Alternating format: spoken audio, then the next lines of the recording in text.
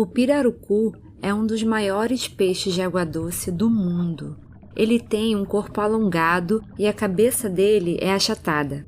As escamas são prateadas e na parte lateral da barriga e nas pontas das barbatanas, elas são de um vermelho intenso. O nome dele vem da língua tupi, numa junção de pira, que significa peixe, e urucu, que significa vermelho.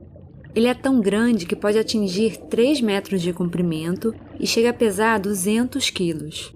O nome científico dele é Arapaima gigas, e acho que já deu para entender o porquê dos gigas, né? O pirarucu hoje em dia é uma escola que nos ensina o desenvolvimento sustentável da Amazônia. Mas nem sempre foi assim. Por ser um peixe muito grande, sem espinha e muito saboroso, ele sempre foi muito perseguido, vendido e quase entrou em extinção. A reviravolta da quase extinção da espécie até a sua proteção aconteceu quando a ciência se uniu com os profundos conhecimentos de pescadores de comunidades lá do Médio Solimões. E é para lá que a gente vai embarcar agora, para escutar uma voz que vem de Tefé, o município do Amazonas que é banhado por um lago, o Lago Tefé, que vai desaguar no Rio Solimões. Eu sou Maria Cunha, agente ambiental voluntária e liderança jovem da comunidade São Raimundo, que fica na Resex Médio Juruá. E eu sou a Clara Machado, divulgadora científica do Instituto Juruá. Você está escutando o segundo episódio da temporada O Grande Peixe Vermelho do Vozes do Juruá, o podcast do Instituto Juruá. Vozes do Juruá. Vozes do Juruá. Vozes do Juruá. Vozes do Juruá. Nossa, enrolei toda, agora de novo. Vozes do Juruá.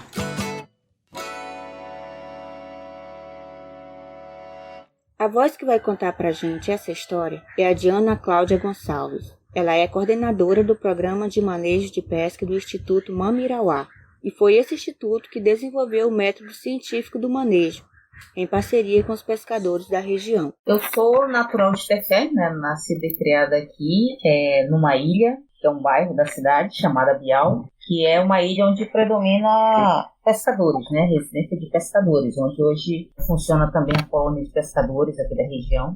E como filha de pescadores, assim, sempre estive envolvida, né? Era muito comum durante a minha infância, assim, principalmente períodos de férias de escola, a gente embarcar todos no barco do papai e passarmos quase todo o período por aí viajando, né? Pescando e tal, que ele pudesse retornar para a cidade. E meu envolvimento, para além da própria execução da pesca, né? Junto com a família, começa com a minha participação na colônia de pescadores aqui de Tefé. Ela começou a trabalhar aos 13 anos na colônia de pescadores de Tefé, de forma temporária, mas se destacou, foi contratada e chegou na diretoria. Ela trabalhou ali por 15 anos. A colônia de pescadores funciona mais ou menos como um sindicato e ajuda a garantir os direitos das pessoas envolvidas na pesca. Ela que se equipara, inclusive a legislação diz que ela equipara-se a um sindicato. A atuação da Ana Cláudia na diretoria da colônia de pescadores de Tefé foi muito representativa e abriu caminho para outras mulheres dentro desse ambiente ainda bem masculino, que é o mundo da pesca. A gente meio que abriu esse caminho também, porque na época, lá em 94, eu era a única mulher a fazer parte de uma diretoria de colônia, né, de pescadores, no estado do Amazonas. E aí, essa questão a gente também batalhou bastante para implementar as primeiras aposentadorias de mulheres pescadoras aqui, né, junto ao INSS, porque havia sim da parte deles uma resistência velada com relação a considerar a mulher como pescadora. Então a gente brigou muito, mas conseguiu implementar as primeiras aposentadorias, salário maternidade como pescadora, enfim. Então acho que a gente se orgulha bastante de ter ajudado nesse processo aqui. Ela participou da construção do primeiro acordo de pesca para o uso do Lago Tefé, entre pescadores urbanos e moradores de unidades de conservação, e também estava presente em uma das primeiras experiências do manejo do pirarucu na região. Na época de colônia, em 1994, quando eu entrei, a gente começou já a discutir, e eu passei a integrar essas discussões também, de um acordo de pesca aqui no Lago Tefé. Lago, Rio Tefé e seus afluentes, que é responsável por 40% de todo o pescado que chega em Tefé. Com o pirarucu, necessariamente, meu envolvimento começa em 2003, porque na época, como colônia, existia a reivindicação do nosso grupo de pescadores urbanos por áreas para atuação mesmo dos pescadores, né? Porque aqui a gente tem várias unidades de conservação. E aí a gente reivindicava também direito de uso sobre esses territórios que, anterior à criação das unidades de conservação, já eram utilizados pelos pescadores urbanos. E a gente conseguiu aprovar esse acordo de pesca, que é o acordo de pesca do Pantaleão, que fica na reserva Manã. E aí, em 2008, acontece a primeira pesca do pirarucu no Pantaleão, coordenado pela colônia de pescadores E4. E eu à frente dessa discussão também.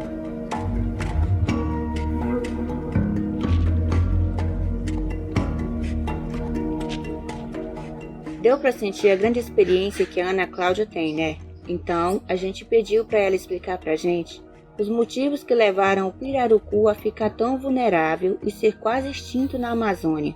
Primeiro porque é uma espécie de alto valor comercial, né? Mas que tem uma característica que, a meu ver, é o que torna ele extremamente vulnerável e por isso a forte pressão sobre esse recurso, que é diferente de outros peixes, ele tem dupla respiração, né? Então, normal, embaixo d'água, mas ele obrigatoriamente precisa vir à superfície da água para respirar, o ar atmosférico. Pois é, a espécie do pirarucu evoluiu para sobreviver em ambientes com pouco oxigênio e por isso, além das brânquias que captam oxigênio embaixo da água, eles possuem também uma bexiga natatória modificada, que funciona como se fosse o nosso pulmão, captando o oxigênio do ar. Então, por conta disso, eles vão até a superfície para respirar, o que torna eles muito visível para qualquer pescador. Mesmo o mais leigo dos pescadores, ou quem não tem qualquer envolvimento com pesca, consegue ver um pirarucu boiando. Consegue identificar que é um pirarucu. Um peixe que pode medir até 3 metros de comprimento, pesar 200 quilos. Então, em termos de esforço de pesca, se comparado a outras espécies, você tem um esforço de pesca menor capturando um pirarucu do que um esforço de pesca capturar 200 quilos de espécies de peixe miúdo, né? Então, isso torna ele extremamente rentável do ponto de vista comercial. E aí existia, e assim como ainda existe, um comércio muito forte de pirarucu, né? É um peixe que tem pouca espinha, né? Só aquelas da cavidade mesmo abdominal. Então, assim, é um peixe altamente de interesse comercial, por conta dessa característica também. Então, isso causou uma forte pressão na década de 80, nessa região do Médio Solimões, Médio e Alto Solimões, principalmente para abastecer Manaus, né? Grande mercado Manaus. E aí, com os incentivos de governo para a questão do fortalecimento da frota pesqueira, estruturação, financiamentos para aquisição de barcos de pesca, então houve de tudo, né? O surgimento de algumas tecnologias como o gelo, motor a propulsão, as malhadeiras, então tudo surge praticamente numa mesma época e tudo faz com que haja essa pressão maior, né? A decadência de outras alternativas econômicas também, como a juta e a malva, então muita gente que era dessa atividade, quando essa atividade migrou para a pesca, e aí foi um boom de pescadores, né, de ingresso de pescadores nessa atividade. Então, a demanda pelo consumo de pescado de Manaus, e aí tudo isso impulsionou a forte pressão. Ou seja, foi uma combinação de fatores. O peixe é imenso, boia, tem um alto valor no mercado, existiam incentivos do governo para a pesca, e as outras atividades que geravam renda estavam em queda, que é o caso da produção de fibras com a plantação de juta e malva. Então, era um ambiente muito favorável para a superexploração desse peixe, né? E apesar da capacidade do pirarucu de recuperação, né, ele tem uma taxa de crescimento espantosa comparado a outras espécies, né? Ele se recupera numa proporção de 25% ao ano. Então, a cada ano você tem, tipo, de 10 pirarucus, você tem ali pelo menos, né, 2,5 pirarucu a cada ano, né? Então, uma taxa de recuperação alta. Mas, ao mesmo tempo, você tem que dar tempo para ele crescer, porque é um peixe que precisa de um tempo para alcançar o tamanho ideal de abate. Então, são algumas das características que fazem com que, ao mesmo tempo, ele tenha uma capacidade de recuperação grande, mas quando pressionado, a taxa de retirada não respeita esse tempo da resiliência e da recuperação, ele é muito vulnerável.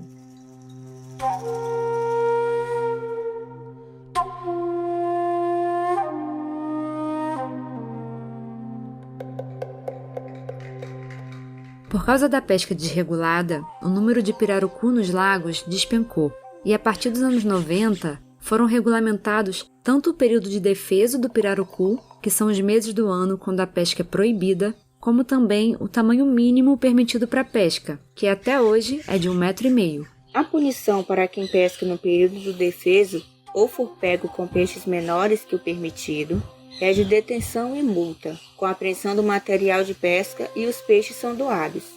Essa punição só não se aplica em caso de pesca para saciar a fome. Só em 2015 o manejo foi regulamentado por um decreto, mas foi um longo caminho até essa conquista acontecer. O Instituto Mamirauá foi o pioneiro no desenvolvimento do manejo do pirarucu, e a Ana Cláudia vai contar pra gente um pouco dessa história.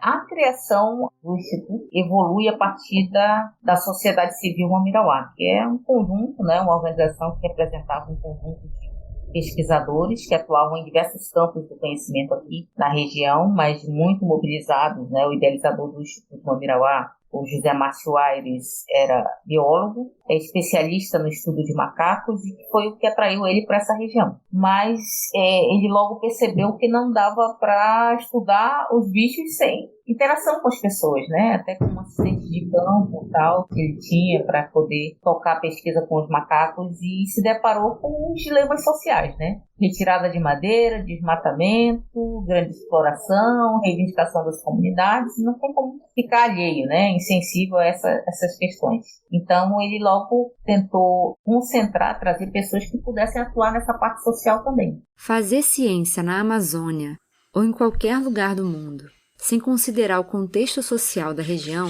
é excluir oportunidades de unir saberes, ainda mais quando se trata de uma floresta habitada, manejada e até mesmo construída por pessoas ao longo dos séculos. O Márcio Aires, criador do Instituto Mamirauá, deixou esse grande exemplo para a ciência, de como é possível colher bons frutos quando as diferentes formas de fazer ciência são reconhecidas. O declínio das populações de pirarucu foi um dos casos em que a ciência se mobilizou nesse sentido. Em 96, quando o pirarucu foi proibido totalmente no estado do Amazonas, as pesquisas praticamente se intensificaram em torno do pirarucu para tentar dar uma resposta à sociedade. É possível trabalhar essa espécie, ainda retomar a exploração comercial dela, mas de que jeito, de que forma? E aí trouxe pessoas para estudar o pirarucu, mas trouxe pessoas também para estudar a possibilidade de uma viabilidade econômica da pesca com uma cota restritiva. Teve também estudo de mercado, teve pesquisas sociais, né, relacionadas às pessoas. E aí, quando surge 3 anos depois, se consegue esboçar um piloto desse projeto inovador de manejo, né? Então, que não trazia nada de tão novo assim, mas muito mais a construção pactuada com a comunidade. Foram conhecimentos de diferentes áreas que construíram a ideia do manejo, mas ele só se sustentou porque as comunidades se envolveram, ajudaram e abraçaram a causa. Jorge é morador da comunidade São Raimundo do Jarauá e o destaque dele se dá porque ele, junto com um outro pescador, mas ele acaba ganhando mais evidência nesse processo, foi quem praticamente acolheu e esteve ali convivendo durante 3 anos, quase como um integrante da sua família também, o pesquisador Leandro Castelo, né? O pesquisador Leandro Castelo foi contratado pela Sociedade Civil Mamirauá para estudar o pirarucu. Só que é um biólogo, oceanógrafo, que não tinha experiência na Amazônia, né? Então, assim, leigo nesse sentido. Então, o Jorge foi o grande professor até para levantar algumas questões, né? Então, assim, o processo iniciado de estudo do pirarucu era aquele processo convencional de captura, marcação, soltura, recaptura, medir os peixes e tal, e isso é um processo caro, né? E é um processo desgastante, né?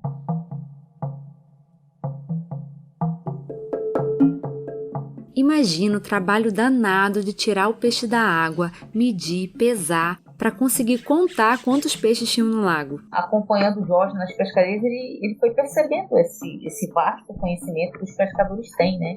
Da relação com o ambiente e com as espécies de peixe e outros animais.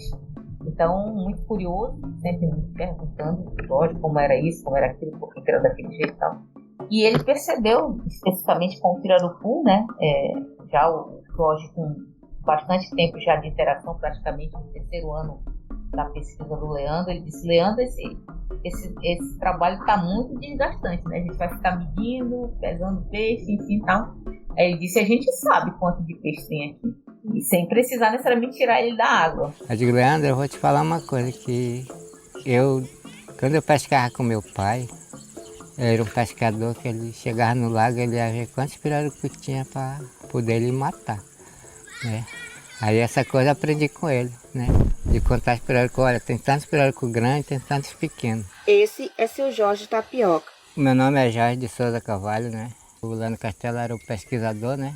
Aí eu fui como contador já, né? Aí nós fomos pro lago lá, o Sarampião. Aí chegamos lá, aí subimos numa árvore, assim, aí ficamos lá. Eu digo: vamos te mostrar como que a gente vai contar pirarucu, né?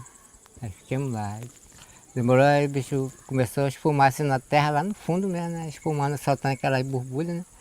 Aí eu digo: olha, esse daí é um pirarucu grande. Mas tu tá vendo ele? Ele disse: não tô vendo não, porque eu tô conhecendo na espuma, né? Ele vai já boiar. Aí demorou, o bicho saiu, boiando. Aí eu digo: esse daí é um, ó. Aí demorou lá para outro canto, perto de uma caída, espumando também lá. Aí demorou um pedaço, eu digo: daí é um bodeco. Aí ele: então bora ver. Aí ele demorou, o bodeco saiu, né? Aí eu digo: tem dois aqui, tem um grande e um pequeno. Aí ele: será? É. Pode deixar que a gente vai fazer tudo certo e vai dar certo mesmo. E aí o Leandro se interessou por essa história, porque o Jorge contou essa história de que eles eram habituados a olhar o peixe boiando e inclusive já dizer quanto dava do peixe salgado seco, né? Depois que fizesse todo o processo de captura e o processamento. E aí ele foi mesclando um pouco dessa pesquisa convencional com o que o Jorge propunha para ele de ação, né? De adequação da pesquisa.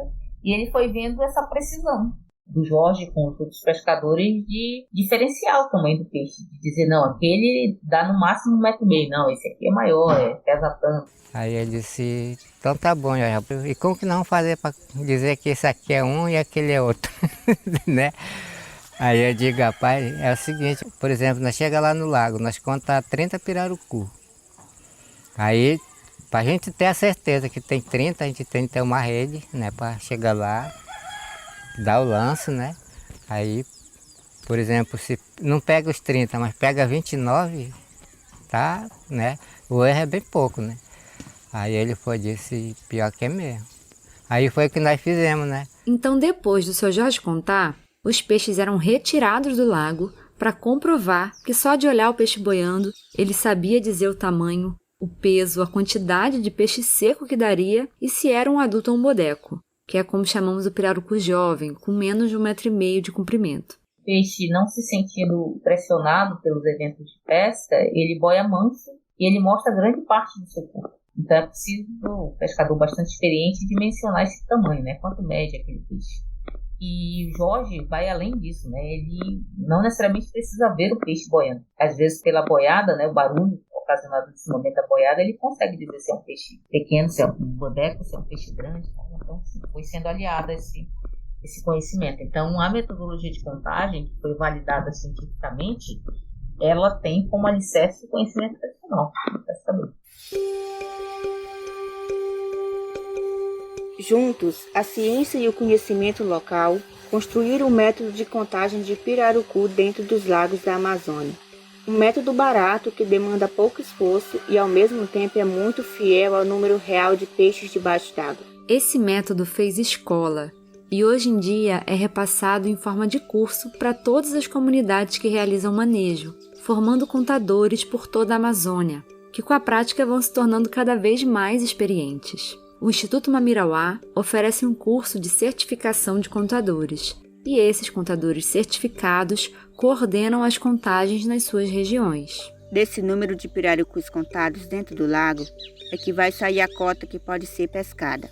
A cota é determinada pelo IBAMA e é o número que garante que seja mantida uma quantidade suficiente de peixe dentro do lago, que vai reproduzir e fazer com que a população cresça ainda mais para o ano seguinte. A ideia do manejo se espalhou de forma rápida pela Amazônia. Não foi, Ana? Eu acho uma multiplicação, uma disseminação relativamente muito rápida, né? Porque a gente está falando de 22 anos, e a gente vem de um cenário de praticamente escassez do recurso. para um cenário de superpopulação de pirarucus e de outras espécies de peixes, de outros animais da fauna nesses territórios, né? Então, em 22 anos, com todos os desafios que tem aí, então acho uma evolução e uma expansão relativamente grande. Hoje a gente tem manejo de pirarucu acontecendo em 22 municípios dos 62 municípios do estado do Amazonas, né? Em termos de proteção territorial e também conservação da biodiversidade, eu acho que a gente tem uma parcela grande de contribuição nessa floresta que ainda se mantém em pé no estado do Amazonas.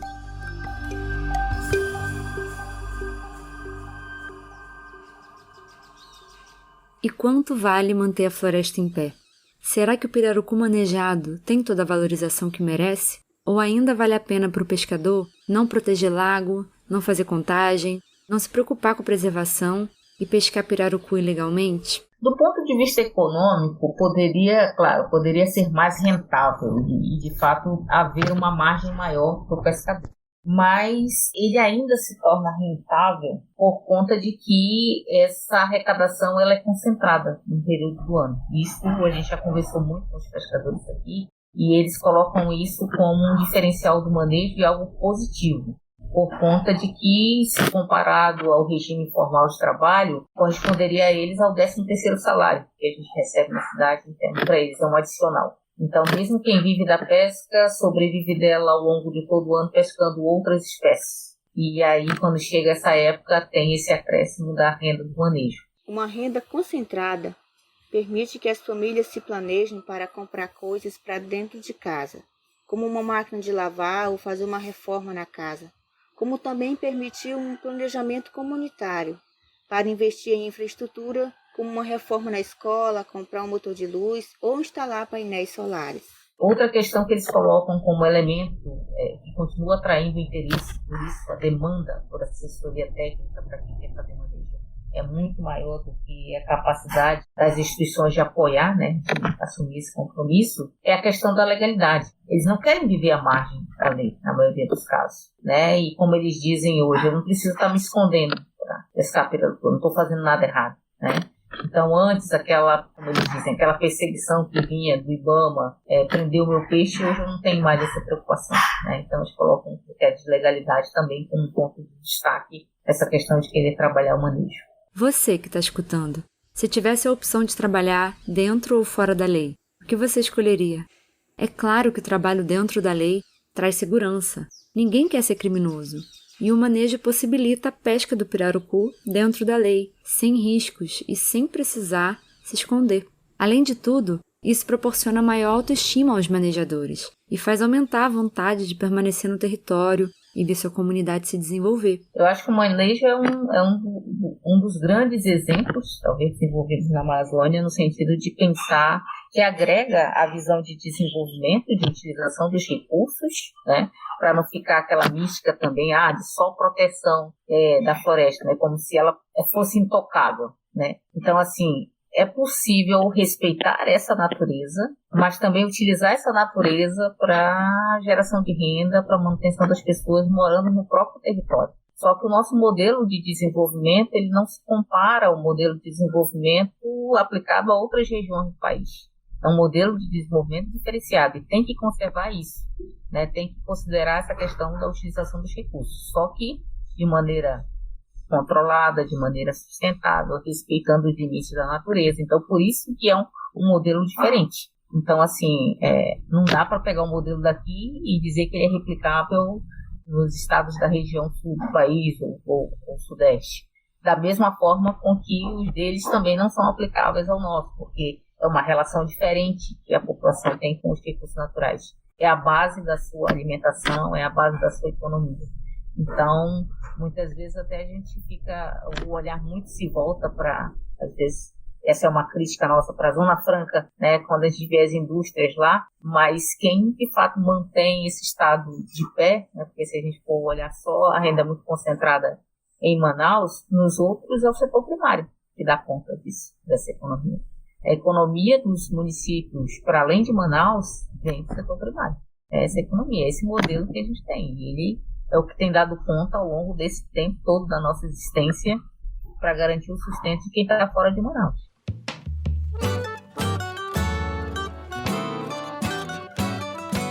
A Zona Franca de Manaus é um polo industrial construído no fim dos anos 60, que representa bem o modelo de desenvolvimento que era e ainda é pensado para a Amazônia, como se o futuro precisasse vir de fora. Apesar de gerar empregos e representar uma boa parte da indústria brasileira, é inevitável pensar que o desenvolvimento de uma cidade rodeada pela maior floresta tropical do mundo poderia ser mais pensado a partir dos recursos dessa floresta. Não é de se espantar que o manejo do pirarucu tenha sido criado nos interiores do estado, onde a economia gira em torno da floresta. Ninguém trouxe o manejo de fora para cá. Ele foi desenvolvido pela ciência em aliança com o saber dos povos da floresta. E esse é o desenvolvimento que queremos, como diz o intelectual indígena Ailton Krenak, um envolvimento. Desenvolvimento que envolve os moradores das comunidades, os agentes públicos, os animais, as árvores, os rios, envolvem toda a floresta viva. A gente agradece a Ana Cláudia por ter voltado no tempo com a gente para mostrar como tudo começou. É muito importante relembrar, né? É sempre bom relembrar, né? Acho que esses momentos que a gente tem de buscar um pouco para trás, né? Como tudo começou. Acho que é o resgate e até emociona a gente lembrar um pouco disso, né? Emociona mesmo. Muito obrigada, Ana Cláudia. Agora vamos embarcar de volta para o Rio Juruá e no próximo episódio vamos entender as etapas que permitem o manejo acontecer. Para conhecer mais sobre esse trabalho de conservação da Amazônia, acesse www.institutojuruá.org.br. Lá você pode contribuir com doações para que o manejo do pirarucu seja expandido para novas áreas. Você encontra a gente nas redes sociais pelo @Instituto Juruá. Esse episódio foi roteirizado por mim, Clara Machado, e a locução é minha e da minha parceira Maria Cunha. A música tema é de João Vitor Campos Silva e a edição é de Luan Alencar. A entrevista com seu Jorge Tapioca foi feita pela Banksia Filmes. Nos vemos na próxima semana para escutar mais vozes do Juruá. Eu sou um cabra de sorte de morar no Juruá, porque tudo que eu preciso a natureza dá. Eu sou um cabra de sorte de morar no Juruá, porque tudo que eu preciso a natureza dá.